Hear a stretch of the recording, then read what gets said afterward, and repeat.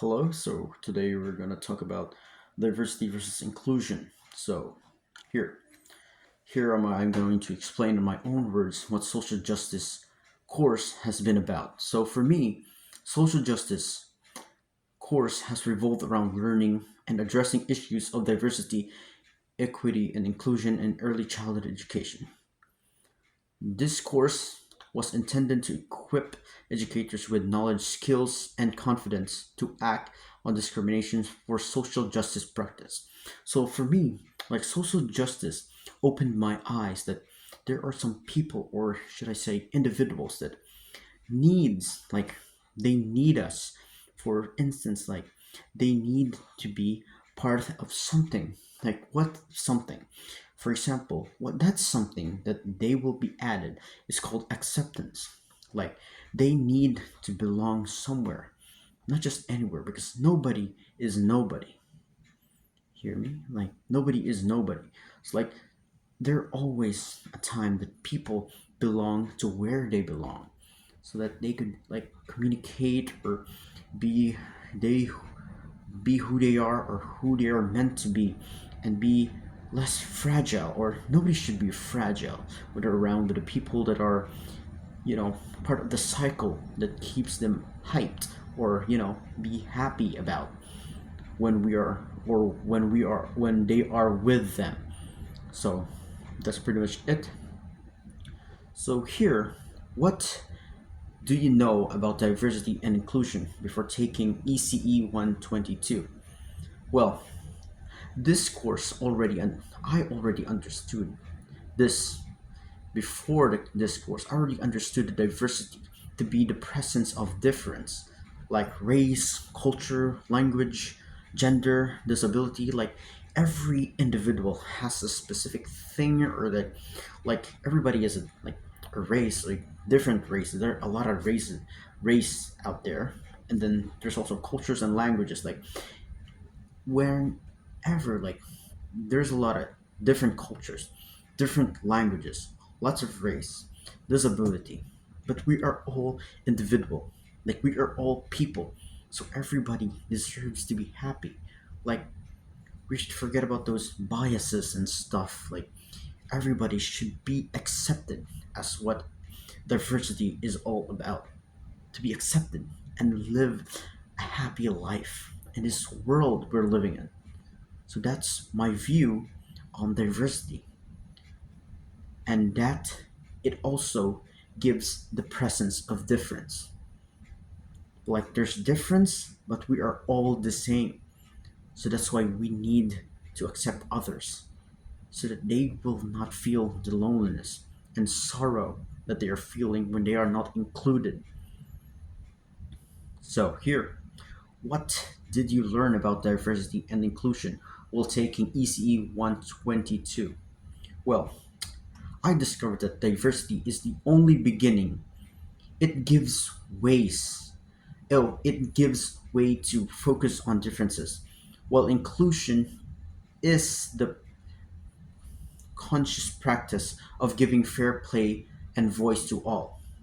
So for this, diversity, I mean, at the beginning, no, it gives a way to focus on differences, while inclusion, on the other hand, is the conscious practice in giving fair play and voices. So inclusion is like you are being included and having a fair play with the society.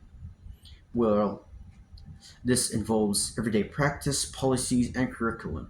The course also exposed me to anti bias education models, where each child will demonstrate self awareness and confidence, family pride, and positive social identities. Like the child will be like happy that he or that the child is there with a society that accepts them, or a child that's feeling free to do whatever they want in the society, that they will feel empowerment to the skills that they possess.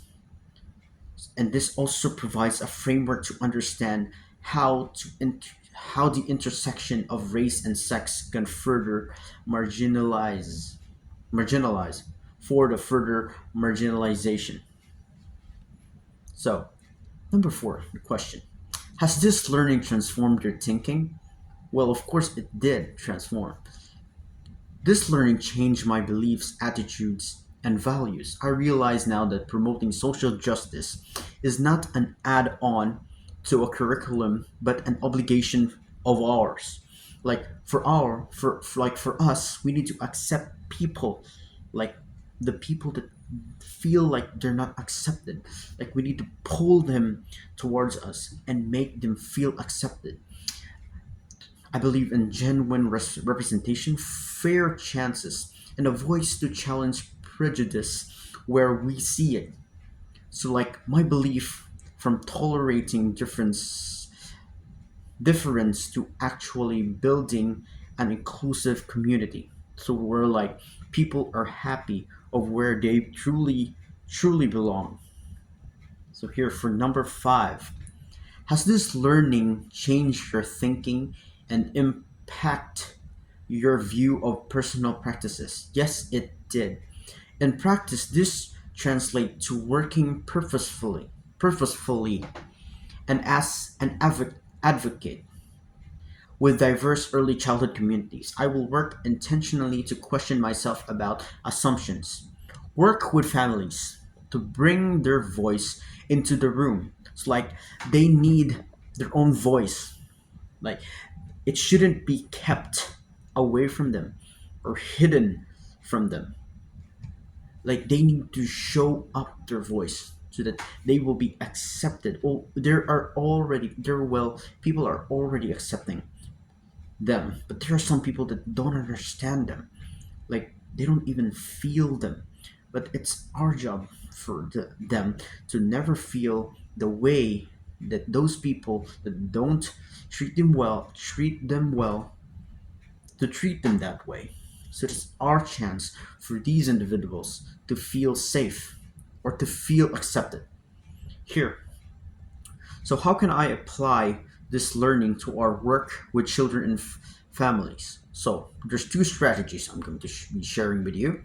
Strategy number one: depiction of diverse families and child-centered perspectives.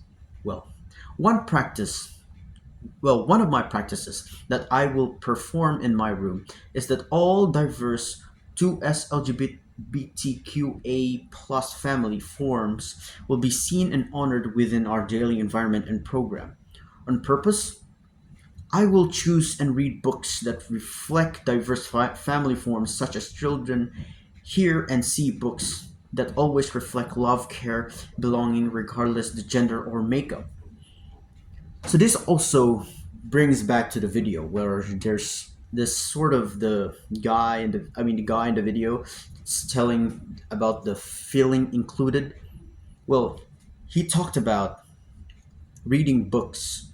Well, there's reading books, but we need to specify what books.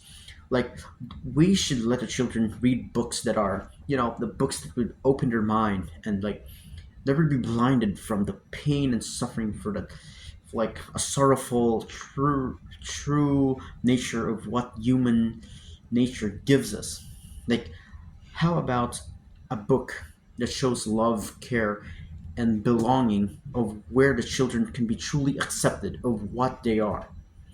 And also the video shows that there's some pay we need to pay attention to their language, like what are we using, like for example, like kids, like for example we're having a dad and son bonding, or how about we call them adult and then a child bonding. Like we don't refer directly to gender. So like there's the pay attention to language. And also I direct their question and lead conversations with an environment of compassion and acceptance. Well, carefully, without assuming any, and instead choosing words of parents or caregivers and not mother and father figures. I will be careful with words. I will also note children's responses and reactions to family via new settlers or story parks. And also, observe. I will be observing daily progress towards an inclusive environment. So that's my strategy number one.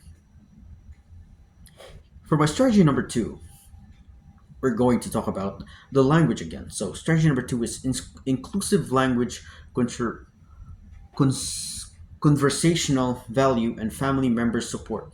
So a second strategy is modeling inclusive language habits and ally behavior regularly and providing children a family with time of additional discussion. Mhm. I begin with inclusive practices and daily routines, including introductions, saying names, and pronouns. So, this for names and pronouns, for pronouns, it is very important to know what the child indicates themselves for like uh what do you call this one, like what they recognize or what pronouns they use, like she, her, or they, them, or she, they, like what pronouns do they use or what pronouns are they comfortable with. So with young children, time of rapid inclusive with all identities is where I can actively engage. Here, I also will give you this. Worry about words. Worry about words is important, and corrections are talked about gently, with a focus on modeling how corrections are heard. So, like, you're not gonna just directly go to the child and tell them, "Oh, you're wrong" and stuff. You need to explain to them like what is right and wrong. You don't just go directly and tell them what did you did this and this is wrong and stuff. That is no, that is a big no. So this aligns with the anti-bias education goal that children demonstrate empathy and fairness in their interactions. Practitioners need to model inclusive practice and interactions with children, families, and colleagues. So, an allyship needs to be an everyday and a visible habit. Thank you so much.